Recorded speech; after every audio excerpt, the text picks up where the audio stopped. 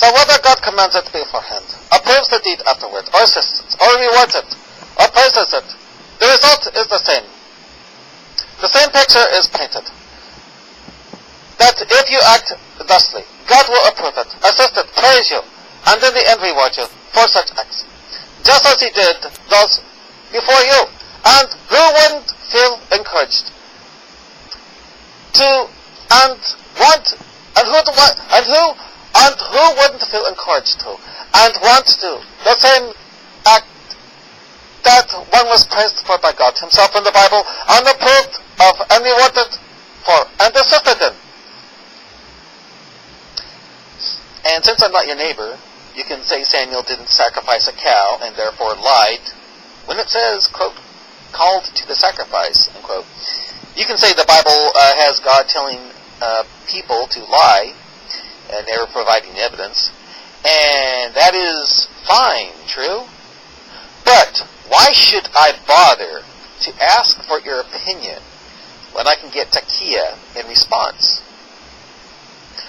After all, I'm not your neighbor, and it's fine to lie, quote, we smile for some people while inwardly we curse those same people, unquote, unless I'm your neighbor, right? As I said before, I follow the Quran. So why are you applying biblical text to me? And if you say this, seeing as how I'm not your neighbor. By the way, it don't say anything about bearing false witness to your neighbor either. And to follow the Bible, couldn't you lie? Then why should I bother to ask your opinion? Just remember that ship sails both ways. Actually, only one way. As I follow Islam and the Quran actually contains a command not to lie. Biblical text? You say I've been applying biblical text? No, what I said was more of a question.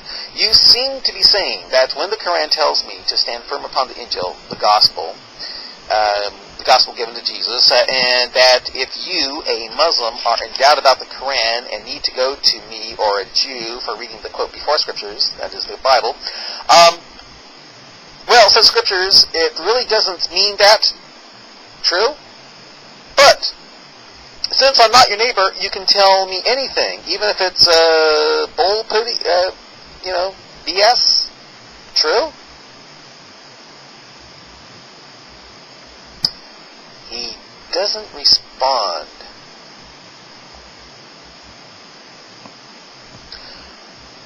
I mean, what I'm saying is that when the Quran tells me to stand firm upon the Injil, the gospel, or that you need to come to me for my reading the quote before scriptures, the Bible, if you are in doubt about the Quran, unquote, yeah, quote, if you're in doubt about the Quran, unquote, well, you are saying that the Quran really doesn't mean that?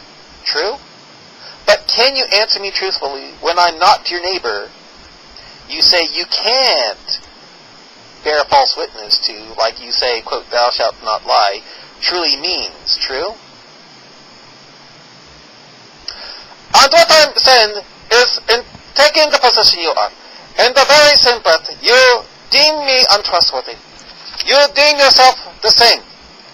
Also, lying to your neighbor still isn't bearing false witness against him, as in lying on him, accusing him falsely. Whereas, as I've been saying, the Quran actually says to not lie, rather than to not bear false witness against your neighbor, which is a command against a very specific act.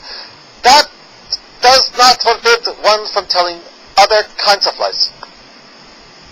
And since I'm not your neighbor, you can feel free to say any BS to me, because you said, quote, thou shalt not bear false witness against thy neighbor, unquote, has nothing to do with lying, breaking that scripture.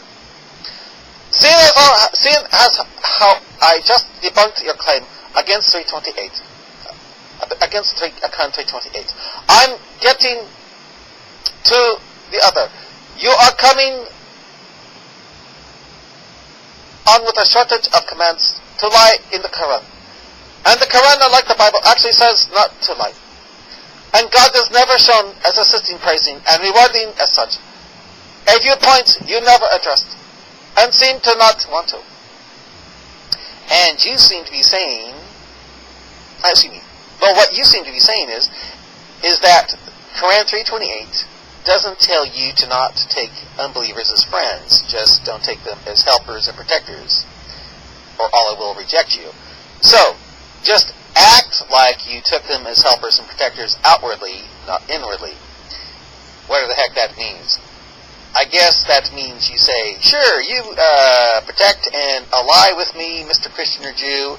Then if you make the then if you, the Muslim, make the mistake of actually letting them guard or protect you, Allah rejects you? Is that what you're saying? Doesn't say act. It says don't do this unless you are doing it for this reason. It doesn't say don't do this unless you are just pretending. That's what your own Jehu edition. Okay, so you take them as friends, even though the Quran tells you not to, or you are cut off from Allah. But to take them as friends and not to really take them as friends, quote, protectors, unquote, meaning that it's deception. How can it not? But because you think God gets people to lie and deceive in the Old Testament, there is no problem for a Muslim to lie and deceive like the Quran infers you can? Is that what you're talking about?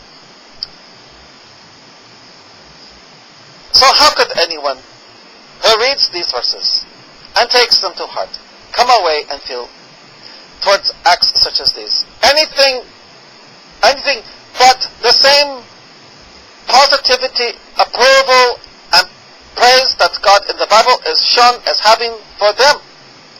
So how can anyone in the group having tensions with those who follow this text expect anything but the same as this, and feel that those who follow it expect anything but the same kind of help, praise, and reward that those before them got?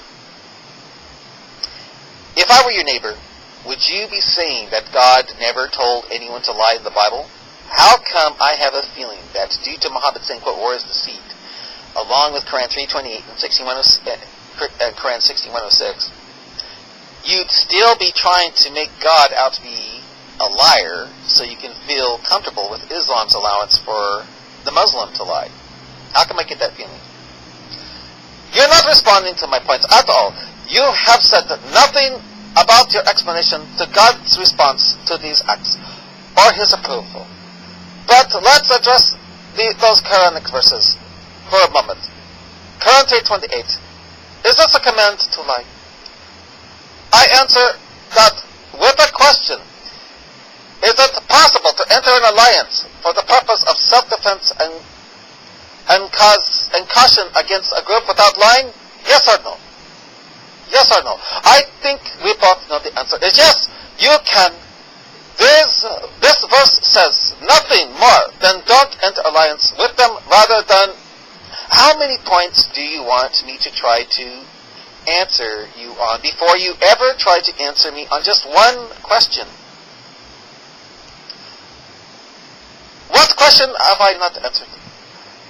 All I've been doing is answering you. And all you have been doing is dodging and being evasive, especially on the points of Jehu and God assisting, praising, approving, and rewarding. The very type of act you said He was always opposed to and did not condone in any way in the Bible. People who read this thread can see for themselves. People who are watching this video can see for themselves. By the way, I've asked many times for where God tells someone to lie, like you said, and you never provide the scripture. I've asked, quote, what's the difference between lying and bearing false witness against your neighbor? You say there is a big difference, but don't provide an answer. What I get is that since you think it's fine to have God to tell someone to lie without evidence, it justifies Muhammad's, quote, war is deceit, saying that it justifies war is deceit, making it so I can't trust what a Muslim says. I responded with God commanding the spirit to lie, and with Samuel, but you say, no, I think Samuel did the sacrifice. Though no such thing is said, perhaps You were lying because I'm not your neighbor. And to respond, the second part doesn't. And to respond, the second part, doesn't Jehu acting deceptively, and God saying it was right to make it so that I can't trust what the Christian says, yes or no?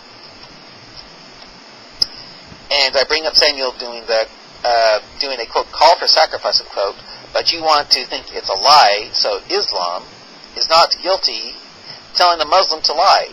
And you hope that Jehu, being pardoned by God for what he did, is God's telling Jehu and anyone else it's fine to lie for the same thing as Jehu.